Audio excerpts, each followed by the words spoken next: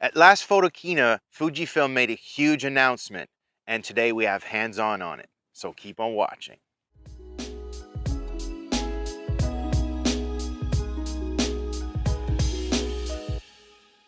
Welcome back to the FujiGuys channel. My name is Francis. Today we're going to give you a quick sneak peek of the GFX100. I'm going to talk about the top points that I think you should be interested in. So first off, it features a 102 megapixel BSI CMOS sensor. It's a 16-bit sensor and has about 14 stops of dynamic range. And of course, you can choose to record in 14-bit as well. And just like all of our latest camera, it utilizes the latest quad-core X Processor 4 engine. Now, one of my favorite things, this being a Fujifilm camera, this brings on the legacy of the color science that Fujifilm has built over the years. So you get access to film simulations to suit different styles, whether it be portrait or landscape. And of course, this camera features Eterna, the cinema motion picture film stock. The GFX100 features a 5.76 million dots EVF with a 0.86 times magnification. The EVF is also removable and compatible with the tilt adapter. The camera is made of magnesium alloy to ensure durability. It is also weather sealed. Now, looking at the design of the camera, we now have a built-in grip with a lot of buttons that are customizable. There's also a touchscreen to the back.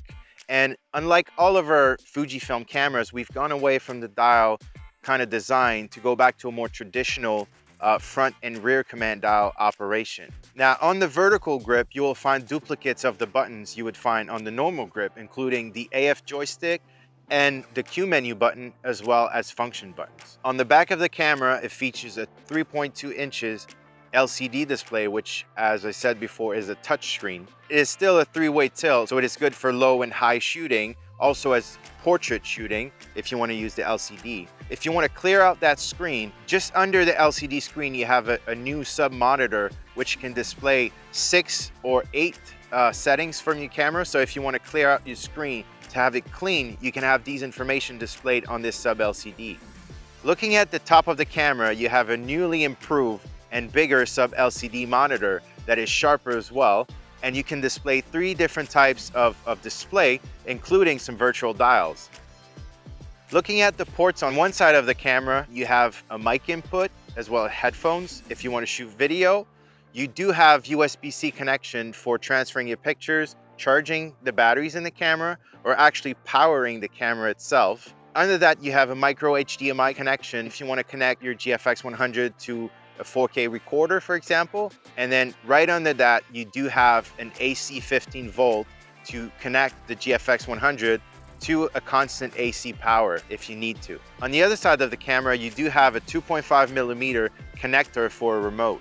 And on top of that, you do have a dual card slot for SD cards that are both UHS 2. At the bottom of the camera, you will find into the grip the battery tray, which holds 2 NPT 125 batteries that are included with the camera that will give you up to 800 shots per charge. So in terms of autofocus, the GFX100 is revolutionary. It features 425 AF points, which are 100% phase detection autofocus, making it really quick. In addition to that, it features face and eye detection, which is great for portraits and also for photos and for videos. Now, talking about revolutionary, this camera features in-body image stabilization, which can work up to 5.5 stops, both in photos and videos. The IBIS and sensor unit are mounted separately from the body to minimize any possibility of shutter shock. Now, going into the video side of things, this camera can shoot 4K video up to 30 frames per second with no crop. You get 420 10-bit at 400 megabits a second in the camera, and if you use an external recorder, you can get 422 10-bit. It also offers a lot of features very useful for video making, just like F-Log, Hybrid Log Gamma. You got zebras as well for your highlights. You get time coding, just a bunch of features, making this camera very suitable for filmmaking. As a matter of fact, this whole scene we've been shooting with the GFX100. So this is just a quick sneak peek at the GFX100, but if you want to see a full in-depth first look video, make sure you stay tuned. So subscribe to our FujiGuys channel, make sure to follow us on Twitter and Instagram, And until the next time, c'était Francis pour les FujiGuys.